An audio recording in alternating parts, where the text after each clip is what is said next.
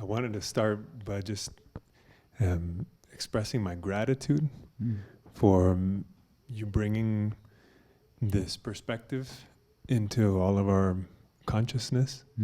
And I feel like I've been struggling to have an accurate relationship of teacher and student, and I want to humble myself, and I want to express that love and that gratitude for the teachings and the teacher and the sangha, and I want to open myself up more to that space that you speak about that I haven't felt fully yet. There's been glimpses of, and yet there's been always this back and forth internally between the story of my life and what I think I want and what I think I've been living for, and the striving towards improving, and it includes the wanting to want the liberation that you speak of, and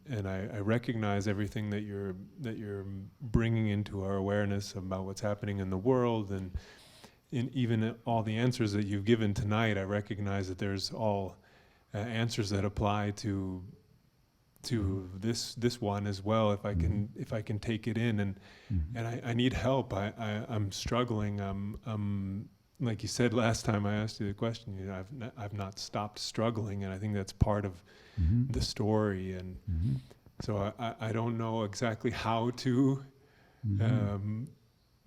fully open myself to that, but I want to. I'm yearning for that. It is a beautiful question, and it is the question, really, that for everyone. It's not just for you. This is the universal question of how to attain freedom.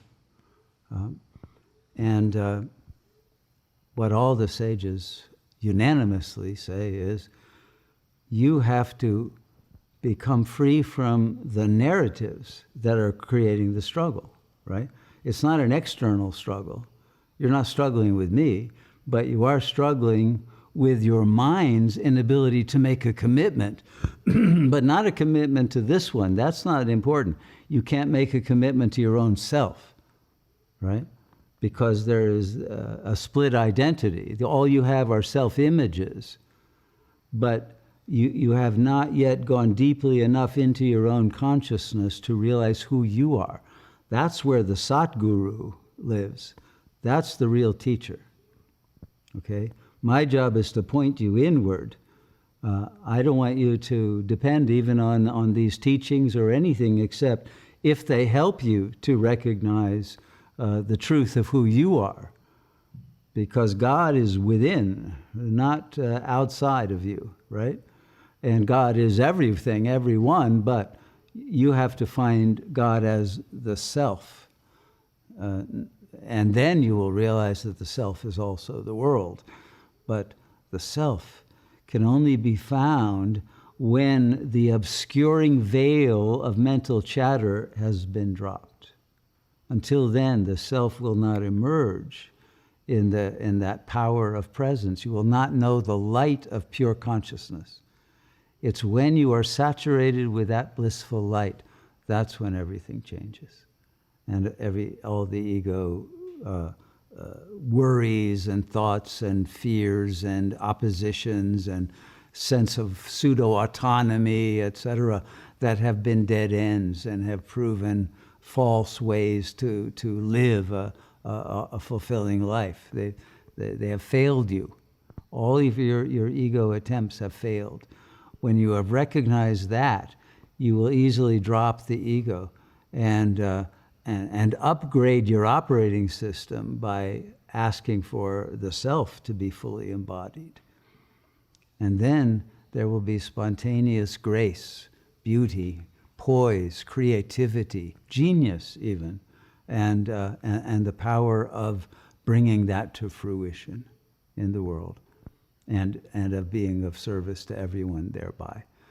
And so it will happen spontaneously when you have freed yourself from your own mind that isn't the mind of yourself, but the mind of a fabricated false identity that you needed to create to deal with the family frictions and conflicts, and try to find your way to represent yourself in the world with a certain capacity for creating beauty and meaningfulness with music, for example, but also in life in general. But that's a very finite repertoire of ways, modus operandi, compared to the complete fullness of your being that is emanating and transmitting that truth of fulfillment and of purity and goodness and of joy in just being, not even being alive, but being, consciousness itself. And it's through that everything will change magically and instantaneously. Okay? But it's not something you can do or think about. It can only come from the willingness to transcend thought. Thank you, Shunya. That's beautiful. I feel inspired by it, and it reminds me of one of the points last night in Thomas Keating's talk. It inspired me last night as well, and he was talking about faith. And it feels like what you're saying, that there's nothing that I can do, and my mind is so, it's based on what can I do. And so there's I guess a shift that what I'm hearing you say is a shift from trying to do something about it and trying to change in some way, or right. But to have a faith that's a part of what's already happening, or it's not even about happening. You go from doing to being. It's not about happening. It's not about anything.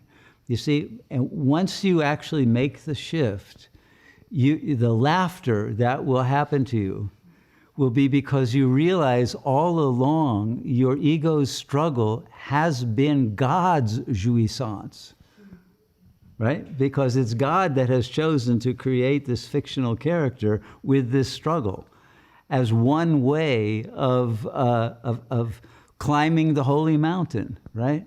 And overcoming unreality, and of growing one's maturity and one's intelligence and one's clarity and one's ability to love. You have been doing that. But now, recognize that by surrendering to the joy of God, jouissance, but also ananda, right? It's suffering for the ego, but it's bliss for God. To recognize that you are in both states simultaneously.